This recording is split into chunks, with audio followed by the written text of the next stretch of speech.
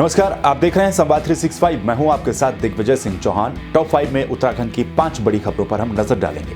इन 5 खबरों में सबसे पहले हम बात करेंगे कि विधानसभा से 228 जो बर्खास्त कर्मचारी थे उनको सुप्रीम कोर्ट ने भी झटका दे दिया है।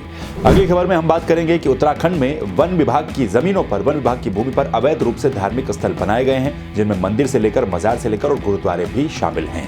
इसके बाद हम बात करेंगे कि संसद में किस तरीके से मुद्दा उठा। उत्तराखंड में मानव और वन्य जीव का जो संघर्ष लगातार होता रहता है, जिसमें कई सारे लोग अपनी जान गंवा देते हैं, तो ये मुद्दा संसद भवन में भी गूंजा है। अगली खबर में हम बात करेंगे कि अटल जयंती के मौके पर सीएम ने निर्देश दिए हैं कि ग्राम चौपालें लगाई जाएं, उनमें समस्याओं को सुना जाए। फिर खबर में बात होगी कि किस तरीके से उत्तराखंड में उद्योगों को बढ़ावा देने के लिए मुख्यमंत्री पुष्कर सिंह धामी ने कुछ बातें कही हैं। चलिए सबसे पहले बात करेंगे उत्तराखंड में जो वन विभाग की भूमि है। वन विभाग की भूमि पर आपने अक्सर कब्जे की खबरें सुनी होंगी। वन विभाग की जमीनों पर अवैध रूप से निर्माण किया जाता है। इन दिनों आपने खबरें सुनी होंगी, पहले देहरादून में, फिर पौड़ी में अवैध रूप से बनाए गए धार्मिक स्थलों पर कार्रवाई वन विभाग के द्वारा की गई है, प्रशासन के द्वारा की गई है। ठीक इसी तरह से पूरे उत्तराखंड में जो वन विभाग की भूमि है उस पर अवैध रूप से करीब 350 से भी ज्यादा धार्मिक स्थल बनाए गए हैं, जिन पर अब वन विभाग सख्त होता हुआ नजर आ रहा है। वन विभाग की जमीनों पर करीब 350 से भी ज्यादा अवैध रूप से धार्मिक स्थल बनाए गए हैं, जिनमें मंदिर भी शामिल हैं, मजारे भी शामिल हैं और कुछ गुरुद्वारे भी शामिल हैं। इसको लेकर के अब वन विभाग ने इनका चिन्हीकरण शुरू कर दिया है और चिन्हीकरण करते हुए करीब 350 से भी ज्यादा जो धार्मिक स्थल है उनको फिलहाल चिन्हित किया गया है। इन पर कार्रवाई करने की दिशा में भी आगे काम किया जा रहा है। वन मंत्री का यह कहना है कि चाहे मंदिर हो या फिर कोई मजार हो या फिर कोई दूसरा धार्मिक स्थल हो, वन विभाग की भूमि पर जो भी अवैध रूप से निर्माण करेगा उसको बख्शा नहीं जाएगा। अवैध रूप से जो भी चीज बनाई जाए, चाहे वो घर ही क्यों न बनाया जाए, उसको ध्वस्त करने का काम वन विभाग के द्वारा किया जाएगा और वन विभाग की जमीन को बचाने की पूरी कोशिश की जाएगी। वन विभाग की एक रिपोर्ट के मुताबिक गढ़वाल मंडल के आरक्षित वन क्षेत्र के गढ़वाल वृत्त में 46, भगीरथी वृत्त में 34, शिवालिक वृत्त में 46 और यमुना वृत्त में 29 अवैध रूप से जो निर्माण किए गए उनको चिन्हित किया गया है। इनमें मंदिर भी हैं और गुरुद्वारे भी हैं और मजारें भी हैं। इनको अब हटाने की दिशा में भी सरकार की तरफ से काम किया जा रहा है। उत्तराखंड विधानसभा की भर्तियों में अनियमितता की खबर सामने आने के बाद विधानसभा अध्यक्ष ऋतु खंडूड़ी भूषण ने 228 कर्मचारियों को विधानसभा से निकालने का आदेश दिया था। इस पर कार्रवाई करते हुए 228 कर्मचारियों की नियुक्तियों को खारिज कर दिया गया था। जब इनकी नियुक्तियों को खारिज किया गया तो उत्तराखंड हाईकोर्ट ने भी इस पर यह फैसला सुनाया कि विधानसभा अध्यक्ष ने जो फैसला लिया है वो ठीक फैसला लिया है। हाईकोर्ट के फैसले के खिलाफ 228 कर्मचारी जो कि विधानसभा से बर्खास्त किए गए थे वो सुप्रीम कोर्ट पहुंचे। सुप्रीम कोर्ट में उन्होंने अपनी अर्जी दाखिल की। अब 228 कर्मचारी की विशेष अनुमति याचिका को सुप्रीम कोर्ट ने खारिज कर दिया। याचिका में हाईकोर्ट के उस फैसले को चुनौती दी गई थी जिसमें इस फैसले को ठीक ठहराया गया था। पीठ ने कहा है कि यह विचारणीय नहीं है। हमें हाईकोर्ट के फैसले में हस्तक्षेप का कोई भी कारण नजर नहीं आता है, इसीलिए याचिका खारिज की जाती है। सुप्रीम कोर्ट के इस फैसले पर सीएम पुष्कर सिंह धामी और विधानसभा अध्यक्ष ने खुशी जाहिर की है। उन्होंने कहा है कि इस फैसले का स्वागत किया जाएगा और इस तरीके से अगर कहीं पर भी अनियमितता किसी भी भर्ती में देखी जाएगी तो उस पर तुरंत एक्शन लिया जाएगा। 228 कर्मचारियों को विधानसभा से बाहर कर दिया गया था। हाईकोर्ट ने इस फैसले को ठीक ठहराया था और अब इस मामले में अपडेट ये कि सुप्रीम कोर्ट ने भी उस याचिका को खारिज कर दिया जिसमें हाईकोर्ट के फैसले को चुनौती दी गई थी।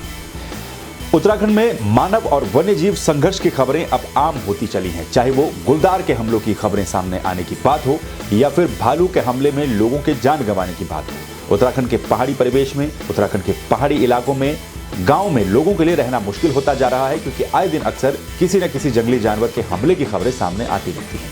अब मानव और वन्य जीव के संघर्ष का यह मुद्दा संसद भवन में भी उठा है। उत्तराखंड के पूर्व मुख्यमंत्री और गढ़वाल सांसद तीरथ सिंह रावत ने संसद में इस मुद्दे को उठाया। उन्होंने मानव और वन्य जीव संघर्ष के मुद्दे को उठाते हुए कहा है कि उत्तराखंड में कई सारे लोगों को अपनी जान इस संघर्ष में गंवानी पड़ती है, जिससे न सिर्फ मानवों को नुकसान होता है बल्कि कई बार जानवरों को, जंगली जानवरों को भी इससे नुकसान होता है। ऐसे में वहां पर रहने की जो परिस्थितियां हैं वो और भी ज्यादा कठिन हो जाती हैं। उन्होंने कहा कि उत्तराखंड में मानव वन्यजीव संघर्ष में एक वर्ष में 50 लोगों की मौत हो चुकी है, जिसमें अनुमानित 70% जो हमले होते हैं वो गुलदार के होते हैं। बृहस्पतिवार को गढ़वाल सांसद तीरथ सिंह रावत ने संसद भवन में इस मुद्दे को उठाया। उन्होंने ये मांग की है कि संसद या फिर केंद्रीय वन मंत्री जल्द से जल्द इस पर कोई ठोस नीति बनाए, जिससे कि मानव और वन्यजीव संघर्ष को रोकने में सफलता लगे या फिर उसको कम करने में सफलता मिले। क्योंकि इस तरह के हमलों से लगातार जो हमले हो रहे हैं, जैसे कि उन्होंने आंकड़े भी पेश किए कि एक साल में करीब 50 मौतें हो चुकी हैं इस तरह के हमलों से। पहाड़ के जो गाँव हैं, जो जंगलों से सटे हुए गाँव हैं, वहां पर जीवन जीना काफी मुश्किल होता जा रहा है। उत्तराखंड के मुख्यमंत्री पुष्कर सिंह धामी ने पूर्व प्रधानमंत्री स्वर्गीय अटल बिहारी वाजपेयी की जयंती के मौके पर प्रदेश भर के जिलों में ग्राम चौपालें आयोजित करने के निर्देश दिए हैं। मुख्यमंत्री ने निर्देश देते हुए कहा है कि अटल जयंती के मौके पर ग्राम चौपालों को आयोजित किया जाए, जिसमें कि लोगों की समस्याओं को सुना जाए।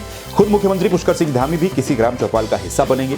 इसके अलावा जो भी मंत्री हैं, विधायक गण हैं या फिर अधिकारी हैं, उन सब की ड्यूटी इन ग्राम चौपालों में लगाई जाएगी, जहां पर लोगों की समस्याओं को सीधे सीधे निस्तारित करने का काम किया जाएगा।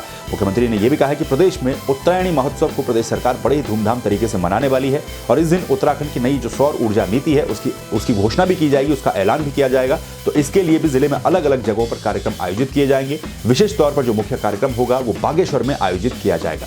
उत्तराखंड में औद्योगिक विकास के लिए यानी कि उद्योगों के विकास के लिए, ताकि उद्योगों के विकास से लोगों को रोजगार मिल सके, बड़े पैमाने पर इंडस्ट्रियां उत्तराखंड में लगे, उसके लिए सरकार काम कर रही है। मुख्यमंत्री पुष्कर सिंह धामी का यह कहना है कि औद्योगिक विकास के लिए जो सरकार औद्योगिक नीति बनाने जा रही है, उस औद्योगिक नीति में जो उद्योगपति हैं, बड़े उद्योगपति हैं, उनके सुझावों को भी शामिल किया गया है। मुख्यमंत्री ने कहा है कि उत्तराखंड में जो भी उद्योग हैं, अगर वो पुराने हैं, पहले से संचालित हो रहे हैं, तो उन उद्योगों को और भी बेहतर सुविधाएं उपलब्ध करवाने के लिए सरकार काम कर रही है। अगर नए उद्योग निवेश करना चाहते हैं तो उनके लिए भी बेहतर से बेहतर सुविधाएं, बेहतर से बेहतर फैसिलिटीज उपलब्ध करवाने की कोशिश सरकार कर रही है, ताकि प्रदेश में उद्योग को बल मिले, उद्योग का विकास तेजी के साथ हो और उस विकास के साथ लोगों के लिए रोजगार भी सृजित हो। मुख्यमंत्री पुष्कर सिंह धामी ने यह भी कहा है कि उत्तराखंड देवभूमि के नाम से जानी जाती है। यहाँ पर प्राकृतिक संसाधनों की और अन्य कई तरीके से संसाधनों की कोई कमी नहीं है। सरकार की कोशिश रहेगी कि इन संसाधनों का इस्तेमाल किया जाए, ताकि निवेशक अधिक से अधिक संख्या में उत्तराखंड आए, उत्तराखंड में निवेश करें और यहां पर जो उद्योग संचालित हो रहे हैं उन उद्योगों को बढ़ावा मिले और उससे लोगों की आर्थिकी को जोड़ा जा सके। ये थी उत्तराखंड की 5 बड़ी खबरें। इन खबरों को लेकर आपका क्या कुछ कहना है, आप कमेंट करके हमें बता सकते हैं। बाकी खबरों को देखने के लिए आप संवाद 365 को यूट्यूब पर देख रहे हैं तो सब्सक्राइब कर दीजिए, फेसबुक पर देख रहे हैं तो पेज को फॉलो करना बिल्कुल ना भूलें। फिर मिलेंगे नई खबरों के साथ, तब तक के लिए नमस्कार।